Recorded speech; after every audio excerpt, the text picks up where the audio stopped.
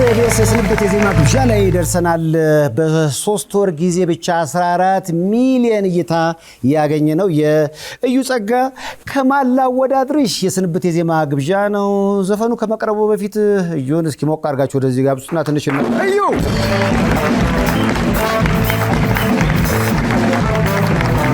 አበሰው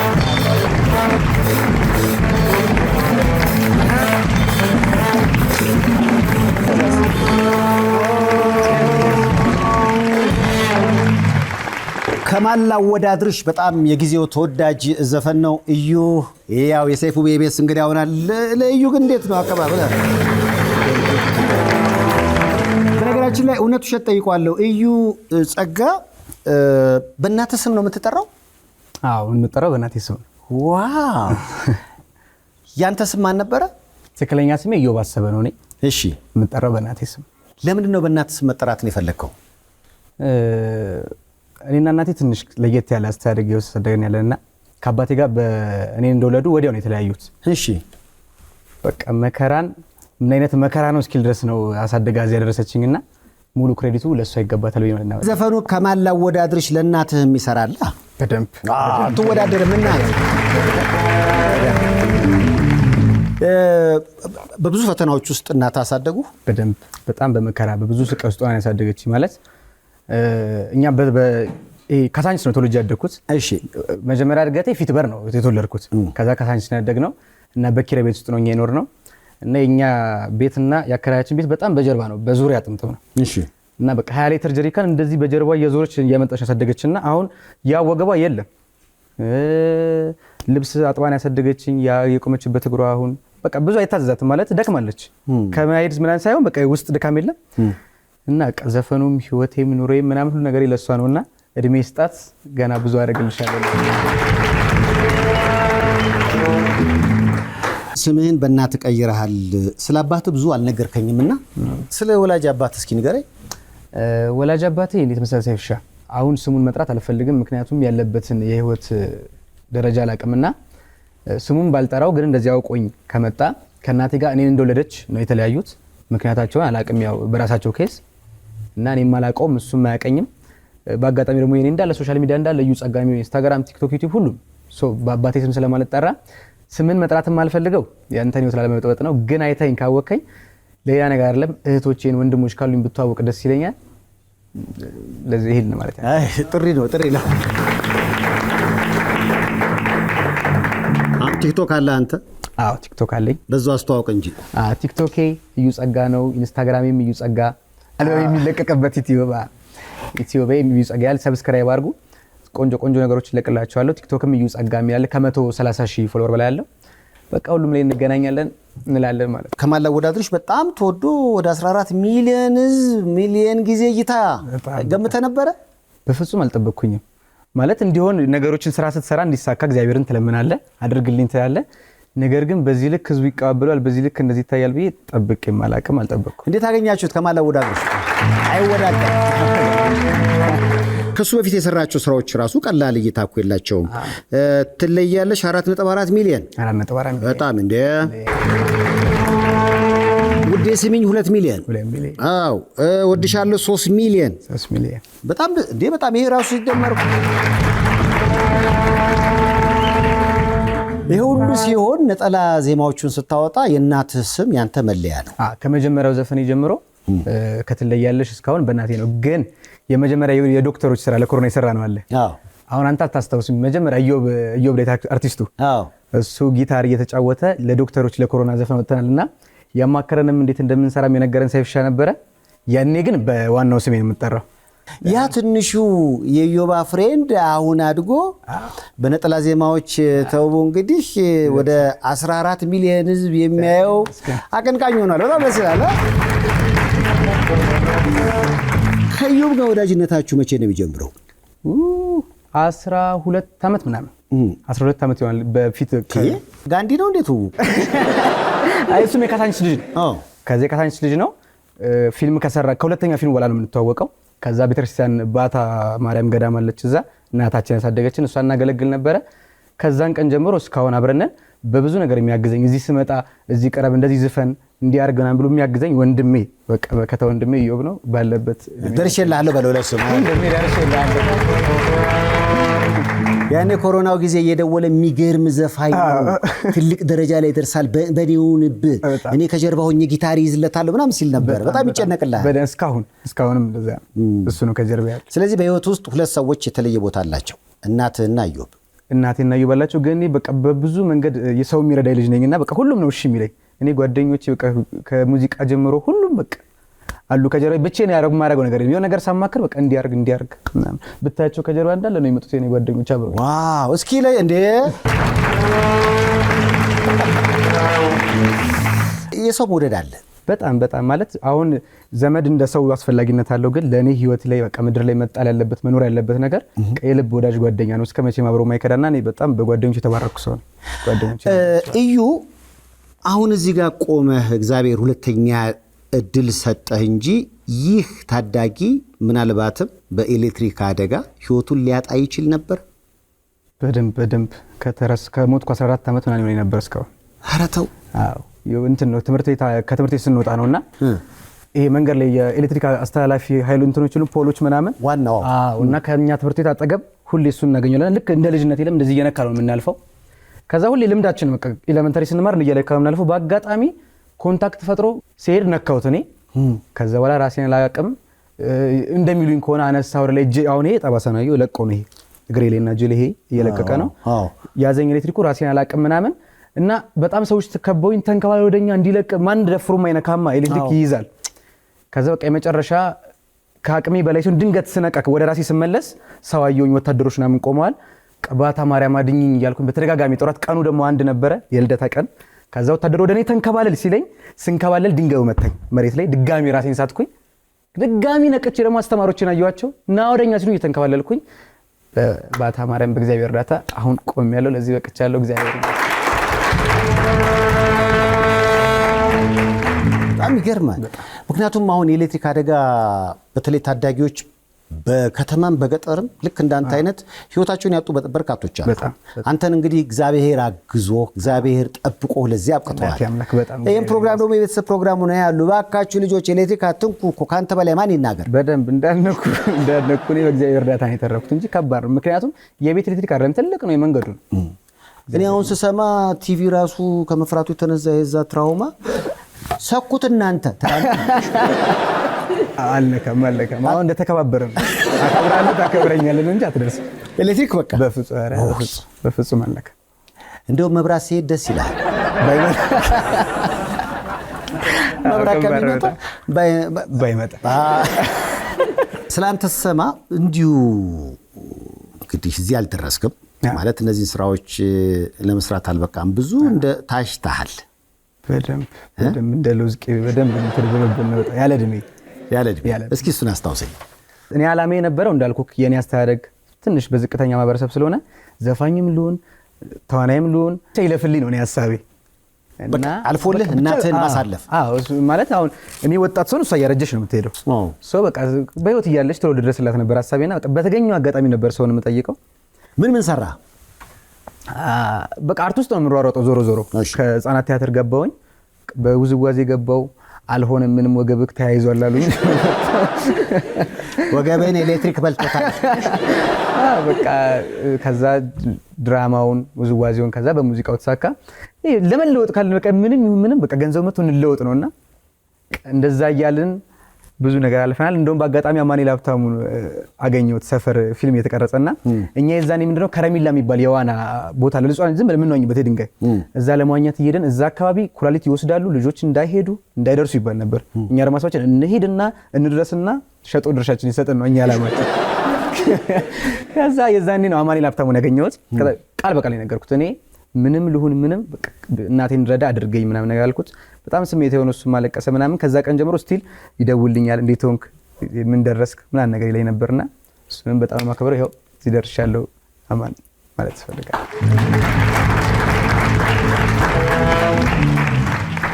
ለእናቱ ያለውን ፍቅር እንዴት እንደገለጸ በቃ ኩላሊቴን እንኳን ሸጬ አንድም በቃ እናትን ለማገዝ እሷ ያለሽ በህይወት ብቻ ካለፈሽ በኋላ ምንም ስለማድረግ እያለሽ በህይወት ስለመድረስ ትክክል የሆነ ሀሳብ አይደለም። እኔንም አልመክርም የልጅነት ሀሳብ። መቼም አሁን በዚህ አጋጣሚ እንደው አካል ነው ራሱ የኢትዮጵያ ሕግም አይፈቅድም።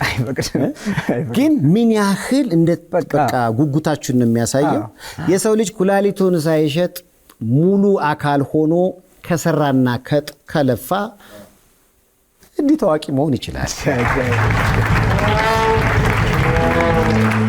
አሁን የምሽት መዝናኛ ቦታዎች ላይ ትሰራለህ?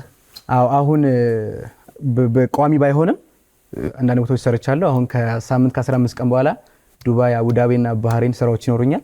ከሳምንት ከ15 ቀን በኋላ እሄዳለሁ። ኧረ እየመጣሁ ነው በላቸው። እየመጣሁ ነው ዱባይ። ቤተሰቦች ሲለያዩ 12ኛ ክፍል ላይ ትምህርትን አቁመህ እህትህንና እናትህን አንተ የማስተዳደር ኃላፊነት ነበረብህ። አዎ እንትን ነው እንዳልኩህ እናቴ ከጋኒ ከተከለኛበት ከተለያየሽ በኋላ ህይወቷን ለመግፋት ስትል ሌላ አግብታ ነበር። ማለት ለኔ ለእንጀራ አባት በጣም ጥሩ አባት ነው። በጣም በስትክክል ነው ያሳደገኝ። ግን በህይወት አጋጣሚ አልተስማሙም። ከሷ ጋር ተለያዩ። እሱ ከቤት ሲወጣ ግዴታ ምንም እሷ እንዳልኩህ በጣም አቅሟ ደክሟል። ከዛ ጩጫም ትንሽ ነች። ምንም አይነት ህይወት ኖራቸው ሊኖሩ ስለማይችሉ ያለው እኔ ነኝ። 12ኛ ክፍል ላይ መወሰን ነበረብኝ። ልክ ትምህርቴን ተፈትኜ እንዳለፍኩኝ ወጣሁኝ። ከዛ ወክማን በደንብ መስራት ጀመርኩኝ። እዛም አልኩኝ ትለያለሽ ወጣ ሙዚቃዬን እየሸጥኩኝ እዛም ማግኘት እንትን ያልኩኝ ምናምን የቤት ኪራይንም ምንም እየከፈልኩኝ እያኖርኳቸው አሉ። ምን አረክላቸው ለእናታው ነው በቃ እንዲህ የሚነገር ነገር? ምክንያቱም በእንደዚህ አይነት መከራና ስቃይ ውስጥ አንተን አሳድገዋል። ሚስጥር ነው ግን በቃ በአጭር ጊዜ ውስጥ አሁን ቤት ገዝቼ ያሳይሻለሁ። ግን አታውቅም ነበረ። እግዚአብሔር ያሳካው። አሁን በቅርቡ ቤት ገዛልሻለሁ። እስኪ የፎቶ ጥያቄዎች ላቀርብልህና ወደ ኋላ በትዝታም የሚመልሱ ናቸው። እስኪ ኢዮብን የሰጠኝ እነዚህ ፎቶዎች ኢዮብ በጣም ስለሚወድ ሚስጥርን እንዳለ አሳልፎ ሸጧል። ይደርስበታል። ይሄ ልጅነት ፎቶ ነው። ይሄ ልጅነት ፎቶ ነው። ፊት በር አካባቢ ቄራ ነውና ምን መሰለ እዚህ ጋር ስትነግረኝ እሷ እርዳታ ይሰጥ ነበር ድሮ እና ፎቶ ለድርጅቱ የሚገባ ሲባል እሷ ልብስ አጠባ ሄዳለች። ከዛ ማን ያንሳኝ ድንገት ሰፈር ሰዎች ተሰበሰቡና ከነልብስ ያተውም እንደቆሸሽኩኝ በርግዶም በደንብ በቃ ሊረዳ የተዘጋጀ ልጅ ነው። ታታረጉ ይሰጥ የእርዳታ ፎቶ ነው። ስለዚህ ሳይሳካ ቀረ እርዳታው። አይ ተወሰነ በልጭ አይ ተሰርተ እኔ እኮ አየውና በልቻለሁ። ደስ ይላል። ግን አየህ በሆኑ አጋጣሚ ህይወትህ ያለፈ ነገር ነው። ባለፈ ነገር ላይ እንደዚህ አሁን ሪላክስ እያረክ እያወራህ ችግር ደው አይደለም ያልፋል። ዋናው በሱ መተማመንና መጠንከርና መስራት ነው። በቃ ይሄ ነው አይደል? እስኪ ኢዮብ ሌላ የሸጠልን ፎቶ ምንድነው? አዎ ይሄም የተፖሸረ ፎቶ ነው። ተሸፈነ። አዎ እዚህ ጋር የምታየው ልብስ ምን መሰለ? አሁን ይሄ የኔ ማስታወስ ሜሞሪ ሳይሆን እሷ ነች የነገረችኝ። ከወርቅ ነበራት የእጅ ወርቅ እናቴ እና በዛን ሰዓት ምንዛሬው ነግረኝ 350 ብር ነው የሸጠችው። ልደቴ ነበረ የወቅቱ ምርጥ ፋሽን ነው። 350 ብር ሽጣ ወርቋን የገዛች ልብስ ነው ይሄ ልብስ።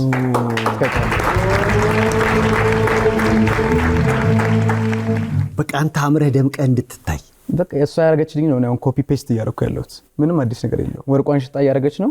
እኔ ዘፈን ሽጫ አደርጋለሁ።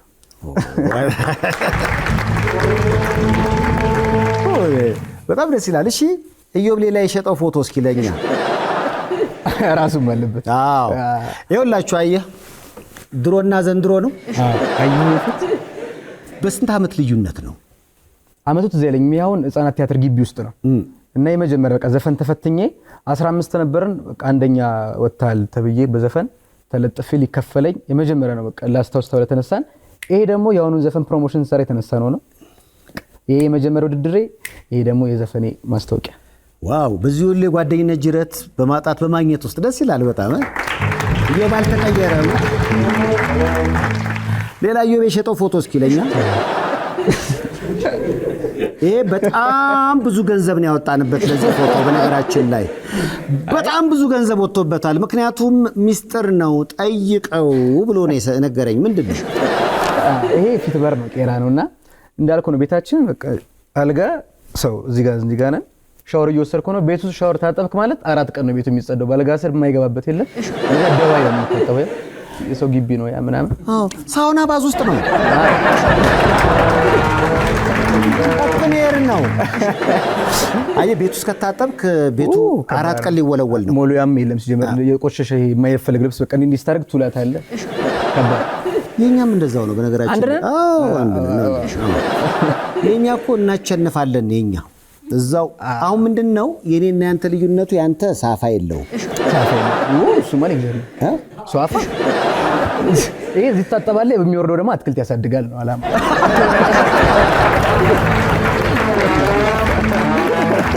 ማንን ይገለጣው? የኛ ደግሞ ከላይ የሚፈስ ነገር የለም፣ ከታች ነው።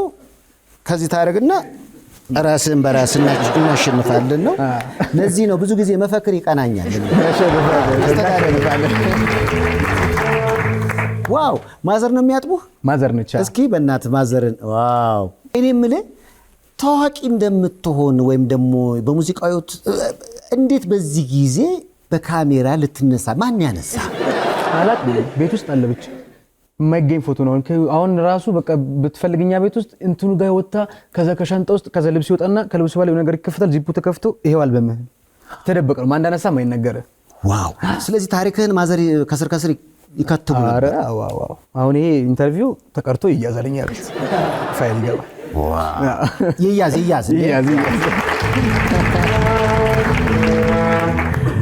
እናት በቃ እናት እኮ እናት ነች አይደል? በጣም እንደዚህ በቃ በደንብ ያንተ የደስታ ስሜት ይሄ በቃ በገንዘብ የማይለካ ደስታ። አሁን እውነቱን ልንገራችሁ በጣም ሌጀሪ ቦታ ላይ በጣም የሚገርም ነገር ፋንሲ የሆነ ነገር ውስጥ እኮ በእንደዚህ አይነት የደስታ ስሜት ገላውን የማይታጠብ ብዙ ሰው አለ። ውጭ ደግሞ መንገድ ላይ በባሊያ ቁጭ ብሎ ትክክለኛ ደስታ አለና በቃ ደስታ እንደተመልካቹ ነው። በጣም በተለይ ደግሞ እናት ኖሮ አሁን እናት ያላችሁ ታውቁታላችሁ። በቃ እናትስ ታጥበህ አይደለም በቃ ልክ ቤት ስትገባ ያኔ ልክ ነው። አሁን ከዚህ እንደርኩ ቤት እንደገባው ጸጋይ ታለሽ ነው ማለት እናቴ ታለሽ ነው ማለውና እናት ካለች እሷ ስትካየ ማጣብ አይደለም ደህና ነህ ካለች በቃ ረጅም ዕድሜ ከጤንነት ጋር ለእናት ለእናቶች ማጣጣ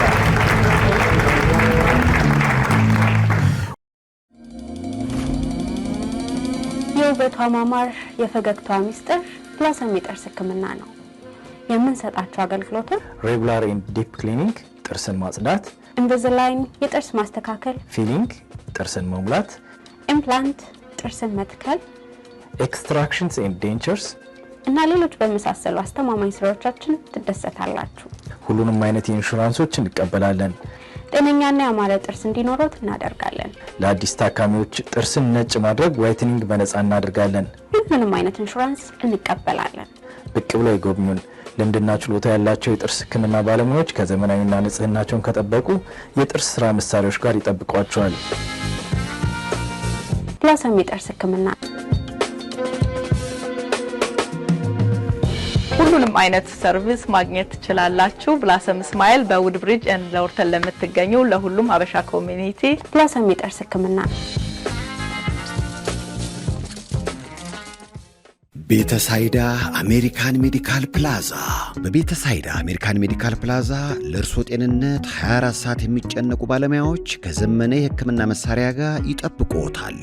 ያለ ቀዶ ህክምና በደም ስሮች በመግባት ብቻ የልብና ማንኛውንም የደም ስር ችግሮች ማወቅና ማከም የሚያስችል በኤአይ የሚታገዝ ሮቦቲክ ማሽኖች የተገጠመለት ነው። የምንጠቀማቸው ቴክኖሎጂዎች በኤአይ ይታገዛሉ ስንል የምንሰጠው ህክምና በጥራት በፍጥነትና በአስተማማኝ ሁኔታ እንድናክሞ ይረዳናል፣ ያግዘናል እያልነው ነው። ኤአይ ነው የሚያከመው። ቤተሳይዳ አሜሪካን ሜዲካል ፕላዛ። እዩ ጸጋ አዲስ ሲንግሉ ከማን ጋር ላወዳድርሽ? እስኪ ከማን ጋር ላወዳድርሽ እውነተኛ ታሪክ ነው ሲባል ስለሰማሁ ነው። እጅ ላይም ቀለበት ያለው እቺ ትዞር ቆየ ጌጥ ነው የጋብቻ አይደለም። ጥቁሩ ምንድን ነው? ጠየም ያለች ጠይብ ልጅ ነች አይደል? እኔ እንደው መጀመሪያ ላይ ተነቅሰው መስሎኝ ነበር። አይደለም ምንም ከዚህ ጋር የሚያገናኘው ነገር የለም። እኔ እንዳልኩ ነው አላሜ እሷን ማሳረፍ ነው። እሷ ስታርፍ ነው እኔ ማርፈውና ለእሷ ነገር ሳያደርግ ምንም አይነት የፍቅር ህይወት ይዤ ምናምን አልፈልግምና እሷን አሳርፌ ከዛ ደግሞ ነው ያርፋለሁ። ከህይወት ካለች ደግሞ አግብቼ ምናምን ተኛለች። አሁን ግን ሙሉ ፕሮጀክቴ እሷ እናቴ። አዎ በጣም ከማን ጋር ላወዳድርሽ? ቤዝድ ኦን ትሩ ስቶሪ ነው ወይም ደግሞ እውነትን መሰረት ያደረገ ታሪክ ነው? ዝም ብሎ በፈጠራ የፍቅር ዘፈን ነው? አሁን የጻፈው አቡዲ ነው። ግጥምና ዜማውን የጻፈው አቡዲ ነው። አቡዲ በእናታችሁ ይችላል። አቡዲ የጻፈው ምንም ግልጽ ነው። በጣም ጀግና አሁን ዘመናችን በቃ እሱ ነው ያለና በጣም ወዶ ወንድሜ ነው። ይሄንን አሁን በቃ ይጠይቀኛል፣ እንዴት ነው ህይወት እናት እንዴት ነች? ያውቃል። አሁን የነገርኩን ነገር አቡዲ ያውቃልና ይመስለኛል ይሄን አልነገረኝም። በዚህ ይሁን እንደዚያ ይሁን የጻፈው ግን ስለነገርኩት አመካኝቶ ምን ይችላል። ምክንያቱም ግጥሙ ዜማው ምናምን ለእናት የሚመስል ነገር አይደለም። ለእናት በእርግጥ ሙሉ ለሙሉ ግን ስለሰማው ለሷ ይሆናል ብዬ አስባለሁ የጻፈው። ዝቅ ብል ባይ ባይ ቀና ብል ባይ ባይ ቀና ብል ባይ ባይ ጨፍኜም ውድ ያለሽ ከይኔ አንቺ የኔ ጨፍኜም ውድ ያለሽ በቃ ከይኔ በቃ በጨፍንም ዝቅ ብልም ባላይም ሴት ቢኖርም ባይኖርም አንቺ ነሽ ያለሽው ልቤ ውስጥ ነው። ይሄ ማለት እናት ነው ወይም ደግሞ እናት ለሆነች ፍቅረኛ፣ እናትን ለምትተካ ፍቅረኛ። አዎ። ስለዚህ አቡዲ ሲሰራው በራሱ አንተ ከምትነግረው ተነስቶ በቃ አንተ ሊገልጽ ይችላል ብሎ ያሰበውን ዘፈን ዘፈኑ ከመውጣቱ በፊትም ከወጣ በኋላ ብዙ ሰዎች ቲክቶክ ሰርተውበታል። ምን ያህል ሰው? ቲክቶክ እንዴት መሰለ በጣም ብዙ ሰው ነው ቻሌንጁን ያስጀመረው። እኔ ግን ባስጀመርኩት ከ200,000 በላይ ሰው ነው ቀና ብል ባይ ባይ ያለበት። ሌላ ጓደኞች ያስጀምሩበት 30,000 50,000 አጠቃላይ 500,000 ሰው ምናምን ሰርቶበታል። ይገርማል። 500,000 በጣም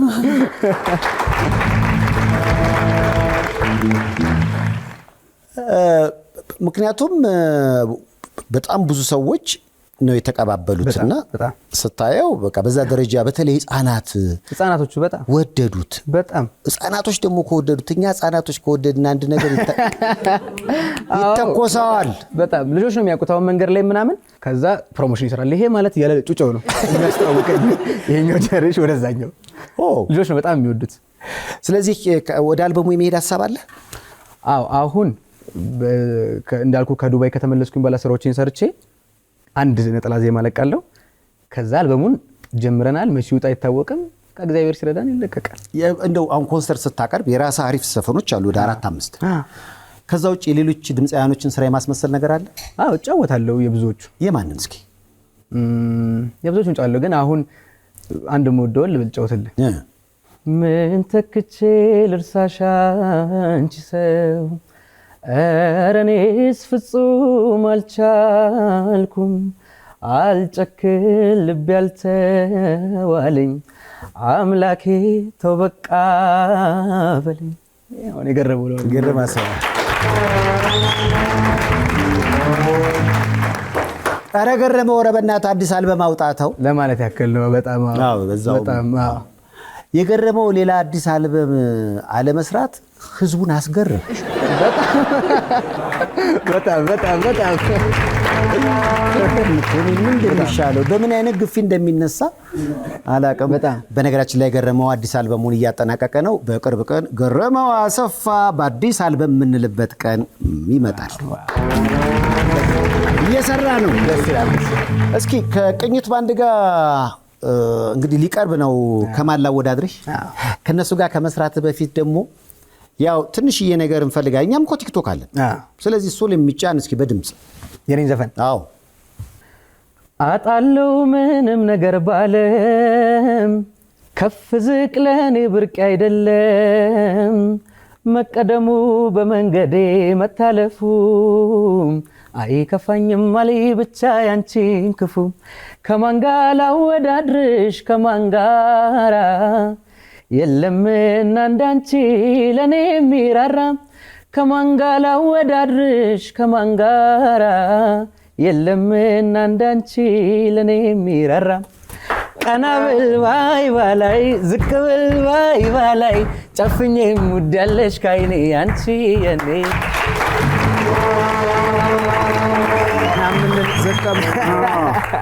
በጋሽ ላይ ራስን ግጥም ለሌሎች ድምፃውያን ትሰጣለህ? አዎ አሁን ትለያለሽ ውዴ ሲሚኝ ነው ወድሻለሁ የራሴ ሶስቱም የራሴ ናቸው።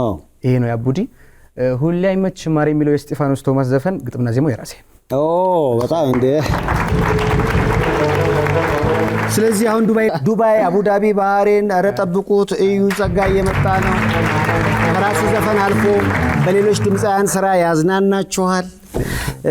ያው እንግዲህ አሁን እስካሁን የመጣበት የስኬት መንገድ በጣም ደስ ይላል። እነዚህ ነጠላ ዜማዎች በጣም ውጤታማ አድርገዋል። በሚሊዮኖች ታይተውልሃል። ወደፊት የምትሰራው አልበም ልክ እንደዚህ የተዋጣ እንዲሆን እኔ ደግሞ እመኝልሃለሁ። አሁን 23 ዓመት ነው።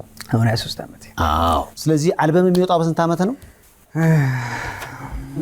እንደገረመው እንዳይሆን ብዬ። አይ እንደዛ አይገርምም። ከ2-3 ዓመት በኋላ እግዚአብሔር ከረዳን ብዬ አስባለሁ።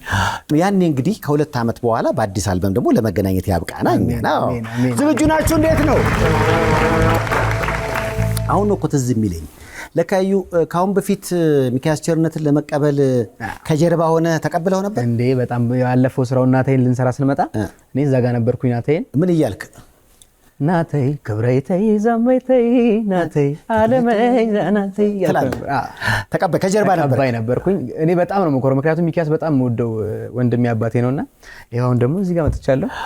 ተቀባዮች ሆነው ከኋላ ከታዋቂ ዘፋኞች ጀርባ የቆሙ በርካታ አቀንቃኞች ከፊት ይመጣሉና ይሄው እዩም የሚካኤል ቸርነት ተቀባይ ነበር። አሁን ራሱ ችሎ ተወዳጅ አቀንቃኝ ሆኖ እንግዳ ሆኗል። ያንተስ ተቀባዮች ነገ አይመጡም? ኧረ የኔ ተቀባዮች ያው ሀቢቅ አለ ወንጌል አለች ምንም ጥያቄ የለውም እየሰሩ ነው ስራ። እዚህ ጋር ደግሞ ትመጡና መጥቼ እቀበላችኋለሁ። ተቀባይ ነህ። ያው እንግዲህ የእዩ ጸጋ ከማን ላወዳድርሽ ለሰይፉ በኢቢኤስ ተመልካቾች አሁን ሊቀርብ ነው። ምን ተሰማችሁ? በስንብት የምትለው ነገር ካለ? ለማመስገን 1-3-4 ደቂቃ ነው የሚያስፈልገኝ። በጣም ብዙ ማመሰግነው ሰው አለ፣ ግን አጠራርጌ ላመስገን ከመጣው አይቀር። መጀመሪያ እዚህ ያደረሰኝ ለድንግል ማርያም ልጅ ክብር ምስጋና ይግባው።